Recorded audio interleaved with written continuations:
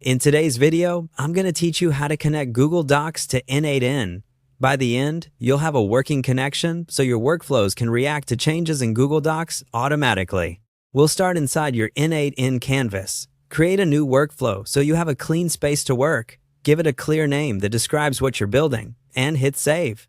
Naming early keeps things organized, especially if you'll revisit or share this workflow later. Whether you're using N8N Cloud or a self-hosted instance, the process is the same from here. Next, add the Google Docs piece. Open the node selector and search for Google Docs. You'll see options that include a trigger. Choose the trigger that matches what you want to listen for, like when a new document is created or when an existing document is updated.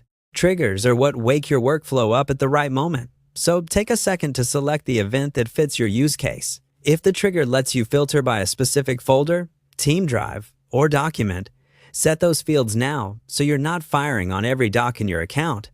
This is also a good moment to check time zones and polling intervals if those settings are available in your environment to make sure the trigger behaves the way you expect.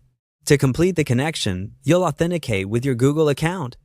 In the Nodes Credentials section, choose to add new credentials or connect an existing one. When the Google sign-in window appears, pick the account you want to use and review the permissions. Grant only what's required for Docs access and confirm. If your organization manages permissions, you might see an approval step. That's normal. Once Google confirms, you'll land back in N8N with your new credentials selected automatically. Save your node to lock that in. Now is a great time to test. Use the node's built-in test or execute option so N8N can verify the connection and pull a sample event if supported. If a test doesn't return data right away, create or update a document that matches your trigger criteria and try again. Watch for success messages or sample payloads. Those are your green lights that the connection is solid.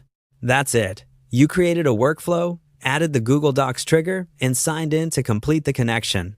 From here, you can chain additional nodes like sending a notification, updating a spreadsheet, or creating a task, knowing that your workflow will start the moment your chosen Docs event occurs. Save your work, enable the workflow when you're ready to go live, and you're connected.